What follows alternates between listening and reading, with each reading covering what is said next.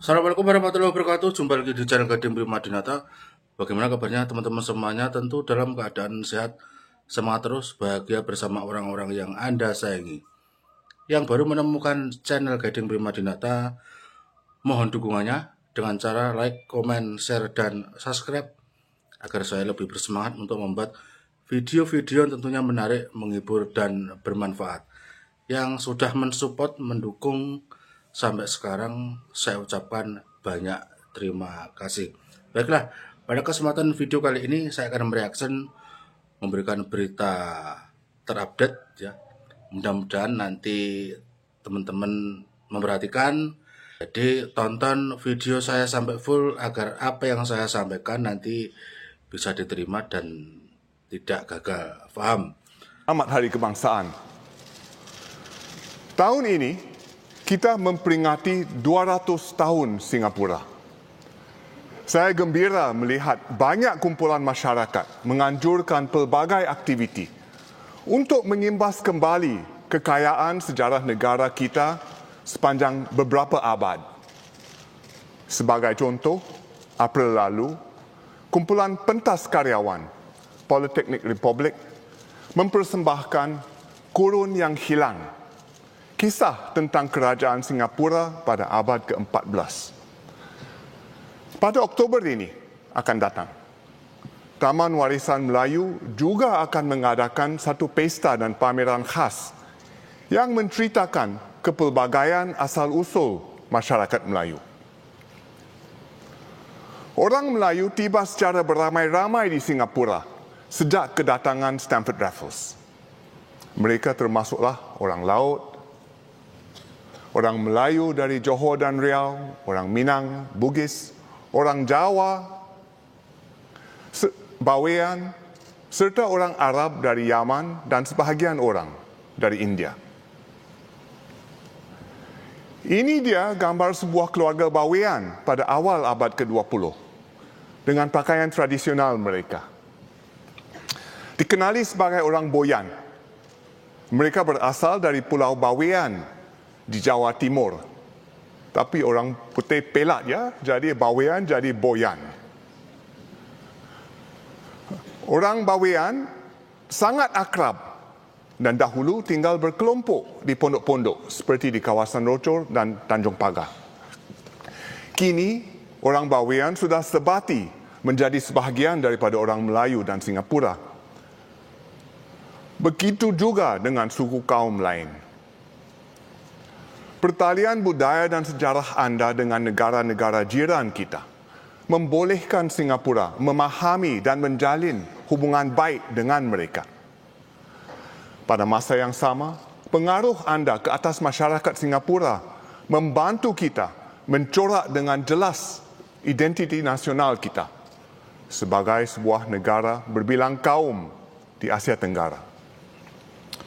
Sepanjang waktu itu, orang Melayu Singapura berjaya membina identiti yang tersendiri, berbeza daripada orang Melayu lain di rantau ini dan masyarakat Islam lain di dunia. Dari pertuturan sahaja, anda boleh kenal, ini orang Melayu Singapura. Identiti ini didorong beberapa nilai murni. Baru-baru ini, Menteri Masagos menyebutnya sebagai 3K. Kewarganegaraan, kemahiran, dan kepribadian. Malam ini saya akan sentuh tentang 2K. Kemahiran, iaitu kesedaran tentang peri pentingnya pendidikan bagi meningkatkan masyarakat Melayu. Dan kepribadian, iaitu bagaimana Islam diamalkan dalam konteks masyarakat majmuk Singapura. Pertama, kemahiran atau pendidikan. Hasil daripada penekanan terhadap pendidikan, kemajuan orang Melayu semakin ketara. Generasi demi generasi, kita lihat kian ramai orang Melayu berkelayakan lebih tinggi dengan pekerjaan yang lebih baik serta mutu hidup yang lebih makmur dan bermakna. Bak kata peribahasa, sedikit-sedikit, lama-lama jadi bukit. Malah semakin menjadi gunung. Banyak contoh yang boleh saya sebutkan. Misalnya, seperti dalam gambar tahun 2007 ini. Jadi kita semua nampak muda ya. Penerima anugerah mendaki yang lulus dengan ijazah kepujian kelas pertama hanya 7 orang sahaja.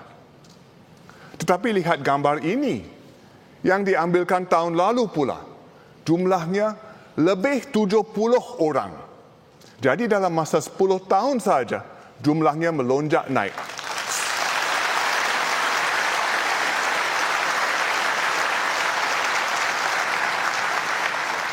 Melonjak naik 10 kali ganda. Syabas masyarakat Melayu.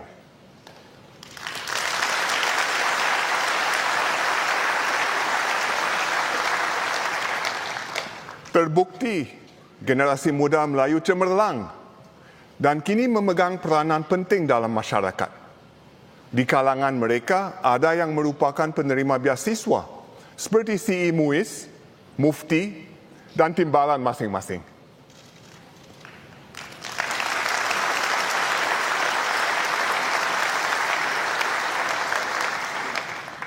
Dan tahun ini seorang anak Melayu, Muhammad Dafer, Muhammad Faisal, dianugerahkan beasiswa Presiden.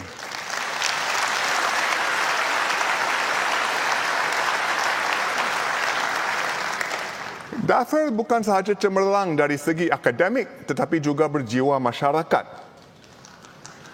Pada masa lapangnya, Dafer melakukan kerja sukarela.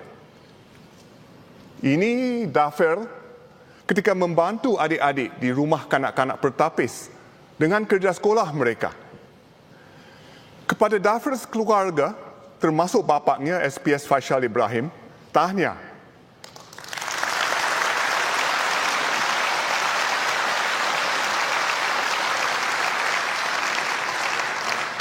Dan datuknya juga ya.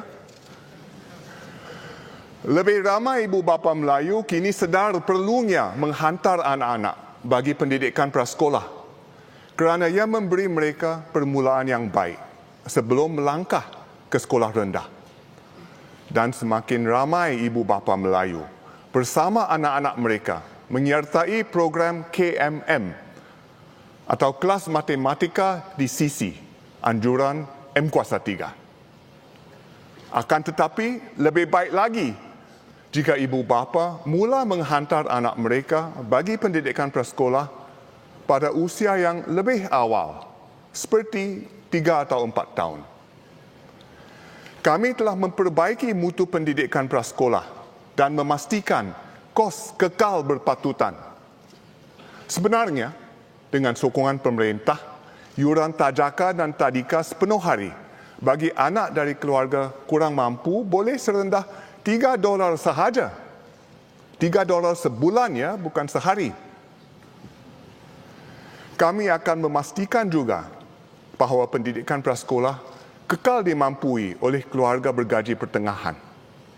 Saya akan berkongsi lebih lanjut dalam ucapan bahasa Inggeris saya sebentar lagi. Pelajar Melayu juga menunjukkan keputusan yang lebih baik sepanjang persekolahan mereka. Lebih ramai anak Melayu kini meraih diploma dan ijazah sarjana muda. Ada pula yang meningkatkan kemahiran selepas tamat ITE atau politeknik. Ini membantu mereka maju meniti tangga kerjaya dan memberi mereka pilihan kerja yang lebih luas. Contohnya, Muhammad Abdillah dalam gambar ini. 2 kali Abdillah gagal peperiksaan PSLE. Beliau kemudian belajar di sekolah Northlight. Pada hari pertamanya di Northlight, ketika ditanya guru-guru tentang cita-citanya, Abdillah menjawab, pereka, desainer. Sebenarnya, jauh di lubuk hatinya, Abdillah tidak yakin boleh mencapai impiannya. Tetapi dengan galakan guru-guru, beliau cemerlang di Northlight dan kemudian ke ITE untuk belajar animasi. Di ITE, Abdillah juga cemerlang dan melangkah ke Politeknik Nanyang, di mana beliau lulus dengan diploma dalam bidang motion graphics. Mari kita lihat. Terima kasih sudah menonton video saya. Mudah-mudahan bermanfaat. Tunggu video saya berikutnya. Assalamualaikum warahmatullahi wabarakatuh.